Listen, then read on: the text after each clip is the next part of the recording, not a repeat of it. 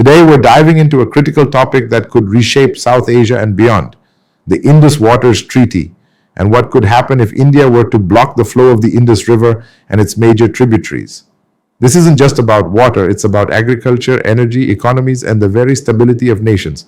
So, let's break it all down step by step without skipping a single detail. Picture this, the Indus River Basin, a massive network of rivers winding through South Asia. Pakistan sits downstream to the west, heavily reliant on water that starts in India's territory. Under the Indus Waters Treaty, signed over 6 decades ago, Pakistan gets unhindered access to the flow of 3 key rivers, the Indus, Jhelum, and Chenab. These rivers are Pakistan's lifeline. But what if India decided to block them? The consequences would be nothing short of devastating. Let's start with agriculture, the backbone of Pakistan's economy and food supply. The Indus Basin irrigation network is one of the largest in the world, watering the fertile plains of Punjab and Sindh, Pakistan's breadbasket. The 3 western rivers assigned to Pakistan under the treaty provide 76 to 80% of the country's irrigation water, supporting 80% of its farmland and 90% of its food production. With Pakistan's rainfall averaging just 240 millimeters a year, farms depend on these rivers for nearly 90% of the country's freshwater needs. We're talking about major crops like wheat and rice, which cover about 80% of cultivated land. If India blocked or severely restricted these rivers, Pakistan's agriculture could collapse almost overnight. Irrigation canals would dry up, and millions of hectares of cropland could turn into arid wasteland in a single growing season. We'd see crop failures across the board: wheat, rice, maize, and cash crops like cotton and sugarcane. Experts estimate that a total water cutoff could slash Pakistan's water availability by up to 70%, turning fertile regions like Punjab and Sindh into deserts. Even a partial restriction, especially during critical growing months, could devastate yields. The Food and Agriculture Organization projects that a 50% cut in irrigation water could halve crop output, pushing millions into food insecurity. Pakistan, usually self-sufficient in cereals, would have to rely on expensive grain imports or face severe shortages and price spikes. This would threaten national food security and could lead to hunger and malnutrition, especially for vulnerable communities. It gets worse. The loss of river water would also stop groundwater recharge in the Indus Plains. Without rivers, aquifers would dry up, deepening Pakistan's already dire water crisis. Did you know Pakistan ranks 3rd globally for severe water shortages according to a 2018 IMF report? The result would be an environmental and humanitarian disaster. Fertile land turning to dust, livestock dying from lack of water and fodder, and rural communities losing their livelihoods entirely. Now, let's talk energy. The Indus and its tributaries are vital for Pakistan's power supply. Major dams like Tarbela on the Indus and Mangla on the Jhelum don't just store water for irrigation, they generate electricity. Hydropower accounts for about 30% of Pakistan's electricity under normal conditions. If India blocked upstream flows, these dams would run dry and hydropower output would crash, triggering widespread blackouts. Pakistan already struggles with rolling power outages, but this would escalate into a full-blown energy crisis. With a third of generation capacity gone, urban and rural areas would face prolonged load shedding. Factories would shut down, hospitals and water treatment plants could be disrupted, and small businesses might collapse.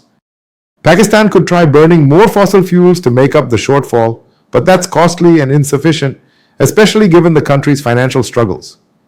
Importing fuel would drain the budget, leaving many areas in the dark. And here's the kicker. Water and energy are interconnected.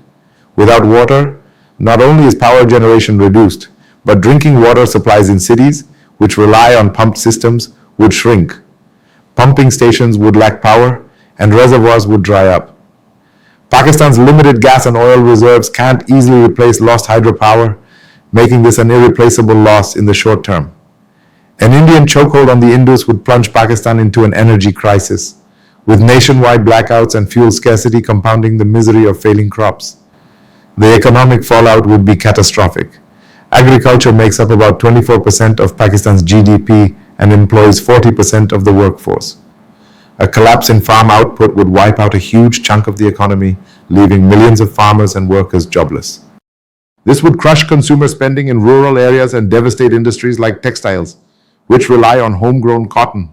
Unemployment could hit tens of millions almost instantly. Pakistan would also have to spend its scarce foreign reserves on food imports, worsening its trade balance and potentially triggering a balance of payments crisis. With Pakistan already at risk of default in recent years, this could push the economy into freefall. Inflation, especially for food, would skyrocket as shortages drive up prices for basics like flour, vegetables, and meat. Urban consumers would feel the pinch, and high inflation paired with job losses could lead to widespread poverty and even famine in the worst hit areas. Industry would also tank due to power outages and higher costs, leading to more layoffs. Analysts warn that the economic impact of India cutting off the Indus would be apocalyptic. Yet we could see hyperinflation, a collapsing currency, and a banking system under strain as farmers default on loans. Government revenues would plummet, even as the need for emergency relief and food subsidies spikes.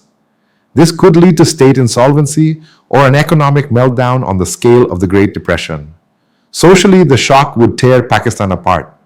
About 68% of Pakistan's population lives in rural areas, and many villages rely entirely on irrigation. As crops fail and incomes vanish, mass displacement would likely follow. Farming families would abandon their land, becoming climate refugees heading to cities like Lahore, Karachi, and Islamabad. These cities, already stretched thin, would buckle under the influx. Slums could explode with inadequate sanitation and services, fueling urban crime and tensions between locals and newcomers.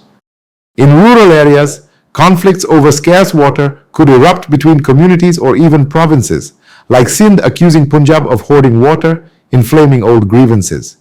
Nationwide unrest is almost certain. With empty taps and empty stomachs, people could take to the streets, protesting against India and their own government. Food or water riots could break out if supplies are rationed. The government would face intense pressure, and if it's seen as failing to secure water or manage the crisis, public trust could collapse. This could open the door for the military to step in, given Pakistan's history of military interventions.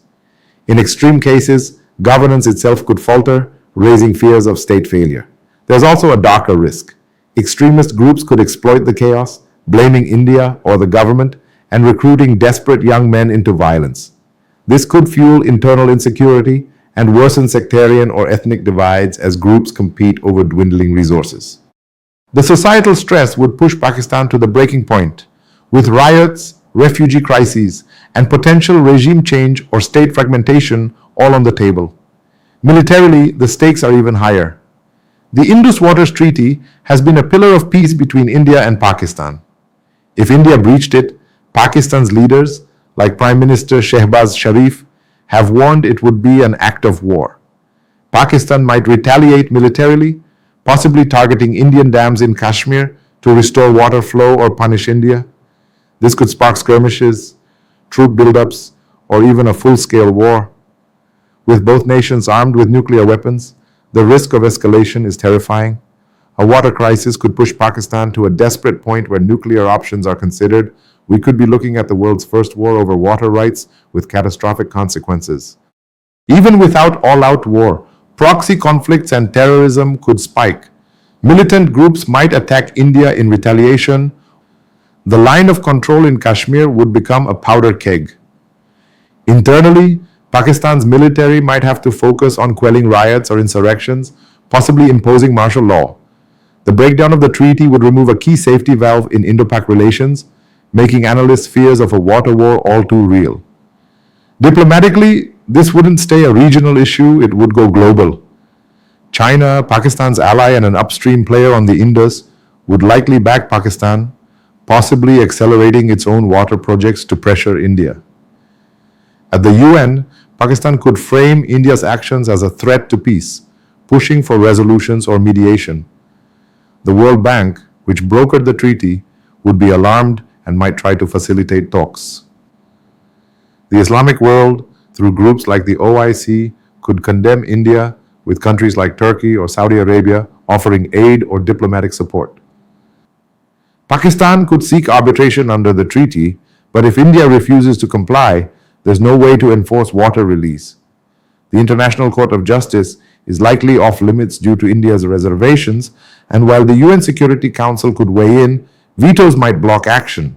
The World Bank could mediate, but India might ignore it. This legal vacuum could shift the dispute to power politics or military action, unraveling other bilateral agreements like the 1972 Simla Agreement